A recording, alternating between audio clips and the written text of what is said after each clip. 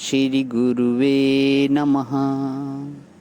ऐंकार हिंकार रहस्ययुक्तो श्रृंकार गुणार्थ महाविभूत्य ओंकार मर्मः प्रतिबोधिकाभ्यां नमो नमः श्री गुरुपादुकाभ्याम्।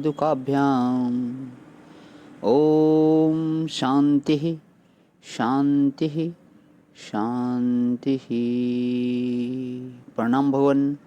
मांडुक्य कारिका प्रवचन पैतथ्य प्रकरण स्वामी श्री अखंडानंद सरस्वती जी महाराज का दिव्य ग्रंथ, जिसमें हमारा अध्याय चल रहा है वैराग्य का स्वरूप विभिन्न मत से। पेज नंबर 446 से आगे ले रहा हूँ भगवान।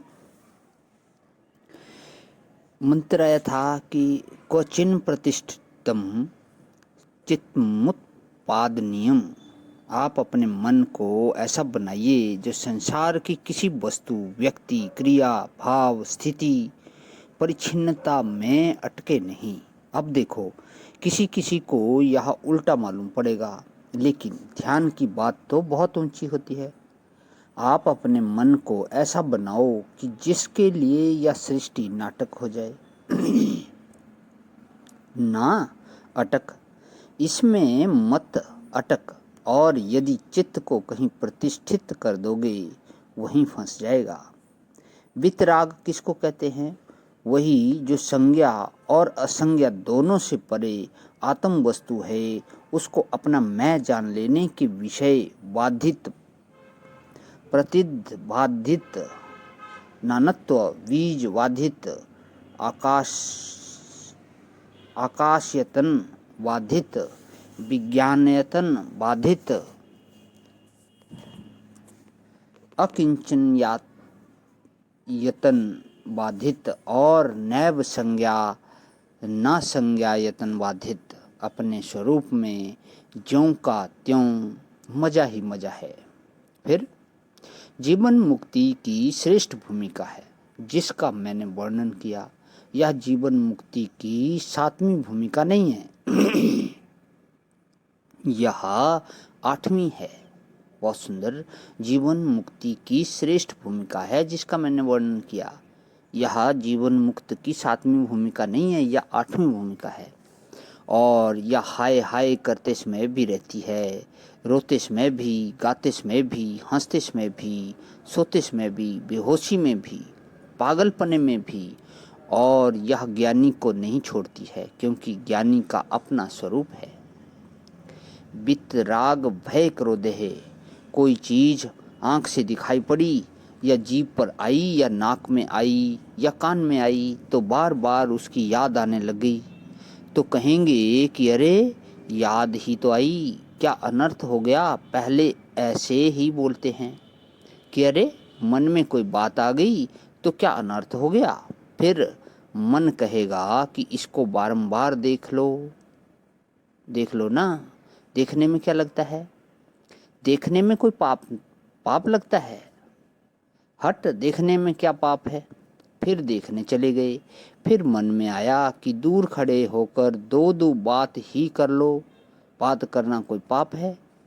कोई कहे कि तुम उनको बात करते हो, बात करने में क्या पाप लगता है। ये बड़े बुजुर्गा लोग हैं, तो बात करने के बाद क्या मन में आवेगा कि छू लो? अरे तुम इनके हाथ लगाते हो, हाथ ही तो लगाते हैं, कोई पाप करते हैं? तो देखो, देखेंगे तो बार बार देखने का मन होगा, फिर बात करने का मन होगा, फिर छूने का मन होगा, फिर हृदय से लगाने का मन होगा, और फिर निग्रह स्थान पर, माने जहाँ जाकर आदमी कैद हो जाता है, उसे कैद की जगह पर पहुँच जाते हैं। यह राग जो है, यह मन को रंग लेता है। पर एक बात है, रागी पुरुष का जो चरित्र है वह मधुर हो जाता है, दुनिया में मिठास आ जाती है। जिसका किसी से राग नहीं है, वह बाल न बनवाए और मैला कुचैला कपड़ा पहने, तो उससे कहो कि ऐसे क्यों रहते हो, तो कहेगा कि अरे कौन देखने वाला बैठा है। कोई देखने वाला होता तो एक बात थी, लेकिन महाराज किसी से राग होवे तो रागी का विचित्र विचित्र होता है। तो रागी का विचित्र विचित्र होता है। ब्रजवासी बुढ़िया भी काजल लगाती हैं, क्यों? क्योंकि उनका ठाकुर उनको देखता है। कहती हैं कि कृष्ण देखेगा तो आंख में काजल नहीं होगा तो उनको उसको जो है बुरा लगेगा। तो राग शरीर को स्वच्छता, निर्मलता, सौंदर्य प्रदान करता है। राग में चलने में सौंदर्य, बोलने में मिठास होती है। बिस्तर लगावेंगे तो बड़े करीने से लगावेंगे, और अगर चित्त में द्वेष भरा हो तो ले जाकर पटक देते हैं। अब यह कहो कि यह बात आप अपने मन से गढ़कर सुनाते हो, सो गढ़कर नहीं सुनाते हैं। पाली भाषा में इसका नाम ईर्ष्या पथ है। मन में मोह होने से शराब के नशे में आदमी कैसा हो जाता है, उठपटांग। और द्वेष हो तो वह कड़क कर पांव धरती पर रखते हैं, जैसे धरती फट जाए। और किसी का हाथ पकड़ लिया तो मालूम पड़ेगा कि टूट ही जाएगा। देखेंगे तो मालूम होगा कि चबा जाएंगे। लोभी आदमियों की नज़र दूसरी होती है, क्रोधी की नज़र दूसरी होती है, रागी की नज़र दूसरी होती है, डरे हुए की नज़र दूसरी होती है। प्रणाम भगवान, आज यहीं विराम। ओम शांति शांति शांति।